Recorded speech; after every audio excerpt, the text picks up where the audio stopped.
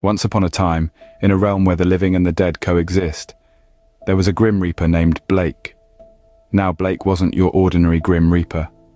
He had a penchant for sitcoms, a weakness for dad jokes, and a son named Lance, who had a knack for attracting the supernatural like a moth to a flame. Picture this. Lance, with his gothic attire and a face that could make a zombie look cheerful, was being haunted by a ghost. Not a terrifying, chain-rattling spectre, but a ghost who preferred to watch daytime television and rearrange the furniture. Lance, in his infinite wisdom, decided to ask his father for help. One might think, a Grim Reaper dealing with a ghost, that's like a fish dealing with water. But oh, how wrong one would be. Blake, in his classic quirky manner, responded, "We are not fake anythings." To which Lance, never missing a beat, retorted, "I could debate that with you."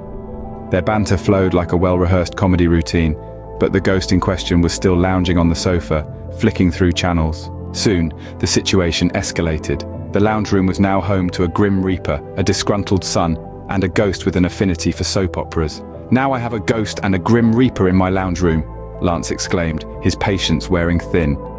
"Grand Reaper? What's that?" the ghost asked, looking intrigued.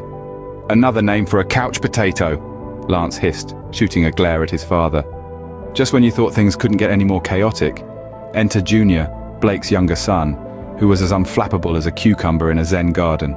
"Dork, why are you shouting?" he asked Lance, nonchalantly walking into the room. "Oh, he's no bother. He has good taste." "Anyone who likes Neighbours is all right with me," Blake said, gesturing at the ghost who was now deeply engrossed in the latest episode of the Australian soap opera.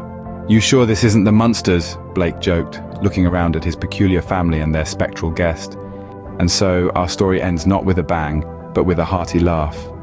Because when you live with a Grim Reaper, a ghost, and a brother who's cooler than a polar bear's toenails, life is anything but mundane. It's more like living in a sitcom, or as Blake would say, just another day in the life of the Grand Reaper.